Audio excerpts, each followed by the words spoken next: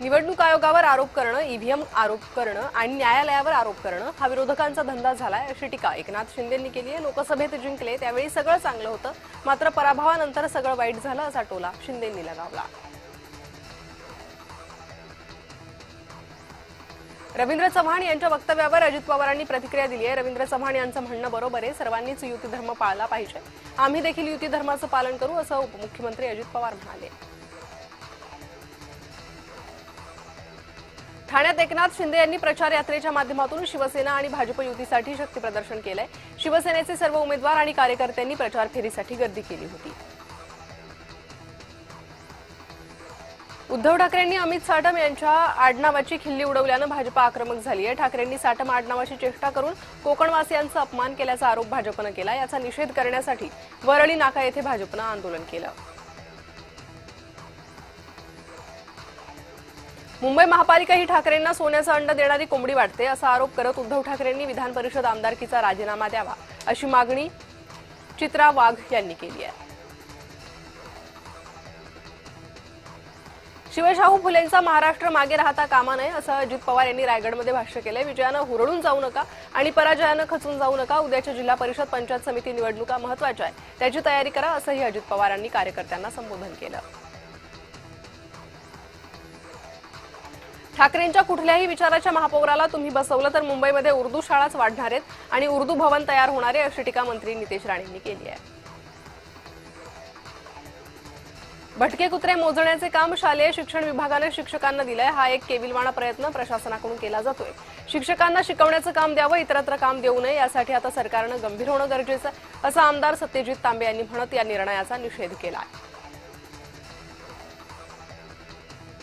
बिनविरोध उमेदवारांविरोधात मनसेनं कोर्टात धाव घेतली आहे। यावर प्रत्येकाला संविधानानं अधिकार दिलाय, कोणाला कुठे जायचंय तो ज्याचा त्याचा अधिकार आहे अशी प्रतिक्रिया अजित पवारांनी दिली आहे। निवृत्तीचे संकेत कोणी दिले? नारायण राणेंनी मिश्किल प्रतिक्रिया दिली आहे। माझं वक्तव्य नीट बघा, जर मी रिझल्ट देऊ शकलो नाही तर माझ्या पदाचा उपयोग काय? निवृत्त होतं असं म्हटलेलं नाही असं राणेंनी स्पष्टीकरण दिलं। महाराष्ट्राचे माजी मुख्यमंत्री आणि काँग्रेसचे दिवंगत नेते स्वर्गीय विलासराव देशमुख यांच्या आठवणी लातूर शहरातून पुसल्या जातील असं वादग्रस्त वक्तव्य भाजपचे प्रदेशाध्यक्ष रवींद्र चव्हाण यांनी लातूरमध्ये केले। त्यामुळे रवींद्र चव्हाण यांच्या वक्तव्याचे लातूरमध्ये तीव्र पडसाद उमटण्याची शक्यता आहे। मुंबई महानगरपालिका निवडणुकीच्या पार्श्वभूमीवर आदित्य ठाकरे मुंबई दौऱ्यावर होते। आदित्य ठाकरेंनी मुंबईतील शिवसेना आणि मनसे अशा दोन्ही पक्षांच्या शाखांना भेट दिली। अमरावतीत भाजपाचे उमेदवार तुषार भारतीय यांच्या विरोधात रवी राणा आणि नवनीत राणा यांनी प्रचार केला, ज्यांनी लोकसभा निवडणुकीमध्ये गद्दारी केली, धडा शिकवण्यासाठी निवडणुकीच्या मैदानात उतरले असल्याचं राणा म्हणाले। बाळासाहेब ठाकरेंचा पुतळा झाकल्याच्या प्रकरणावर मंत्री संजय शिरसाटांनी नाराजी व्यक्त केली आहे। इतर महापुरुषांचे पुतळे झाकले नसताना केवळ बाळासाहेबांचाच पुतळा का झाकला असा प्रश्न त्यांनी उपस्थित केला। संभाजीनगर महानगरपालिका आयुक्तांच्या अध्यक्षतेखाली झालेल्या बैठकीत उमेदवारांच्या दैनंदिन निवडणूक खर्चाचा दर निश्चित करण्यात आला। आगामी काळात होणाऱ्या मतदानासाठी उमेदवारांना आता याच दरांनुसार आपला निवडणूक खर्च सादर करावा लागणार आहे। रायगडमध्ये राष्ट्रवादीनं ठाकरे गटाला मोठा धक्का दिलाय। ठाकरे गटातील जिल्हा परिषदेचे माजी सदस्य किशोर जैन यांच्यासह अनेक सरपंचांनी राष्ट्रवादीमध्ये प्रवेश केलाय। उपमुख्यमंत्री अजित पवार यांच्या उपस्थितीत हा प्रवेश झालाय।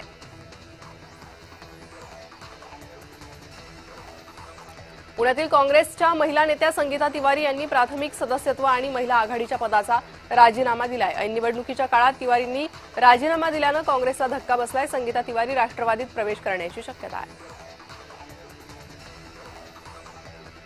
ठाकरे गट आणि तुतारीच्या भानगडीत पडू नका, ठाकरेंचा फुफाटा झालाय, तुतारीमध्ये तेलच शिल्लक नाहीये असा टोला गिरीश महाजनांनी लगावलाय। मुंबईत उठणार या नावाखाली ठाकरे बंधू एकत्र येत असून त्यांच्याकडे विकासाचा मुद्दा नाहीये असा दावा महाजनांनी केला।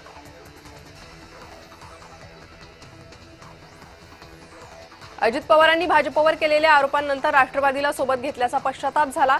या रवींद्र चव्हाणांच्या भूमिकेवर सहमत असल्याची प्रतिक्रिया अलिबागचे आमदार महेंद्र दळवींनी दिली आहे। यापूर्वी त्यांनी राष्ट्रवादीबाबत बोललेल्या गोष्टी खऱ्या ठरत असल्याचा दावा त्यांनी केला। अधिवेशन काळात शिवसेना आमदार महेंद्र दळवींचा पैशांसोबतचा फोटो व्हायरल झाला होता। या मुद्द्याला हात घालत आम्ही कसे बदनाम होऊ यासाठी विरोधकांवर ही वेळ आल्याचं दळवी म्हणाले.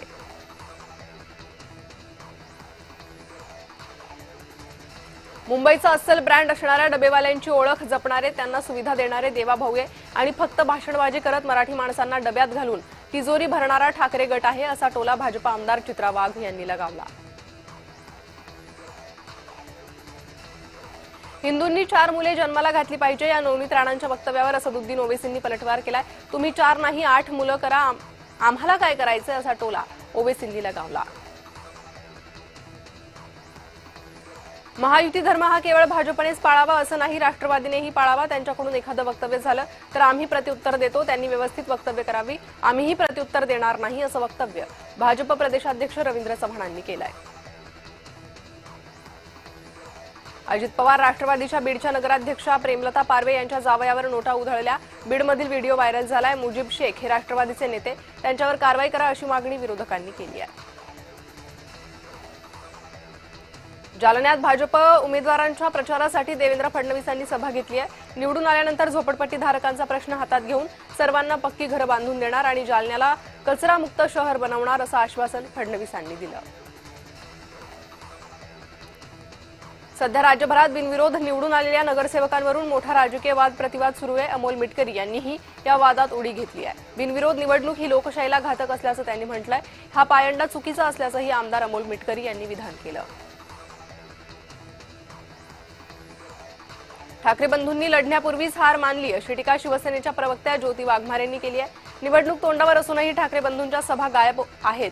जनतेसमोर जाण्याची हिंमत त्यांनी गमावली आहे. आरामदायी राजकारण, मेहनत करण्याची प्रवृत्ती नाही. दोन्ही बंधू फक्त आरामदायी जीवन जगण्यात मग्न आहे, असा हल्लाबोल वाघमारेंनी केला. मुंबई ही महाराष्ट्राचीच आहे. मुंबईचा महापौर हा मराठी माणूसच होईल.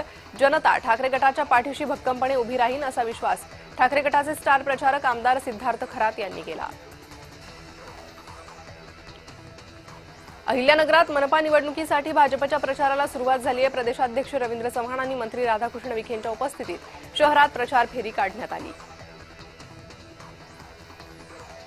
चिपळूणमधील कृषी महोत्सवाच्या कार्यक्रमावेळी खासदार नारायण राणेंना चक्कर आली. भाषणादरम्यान अचानक तब्येत बिघडल्यानं राणे विश्रांतीसाठी गेस्ट हाऊसमध्ये गेले. दबावशाहीच्या राजकारणामुळे भाजपचे अनेक नगरसेवक बिनविरोध निवडून आले, असा दावा वंचितचे युवा नेते सुजात आंबेडकरांनी केला. आंबेडकरवादी नेते भाजपमध्ये जातात तेव्हा समाज त्यांना थारा देत नाही, असा टोलाही त्यांनी लगावला.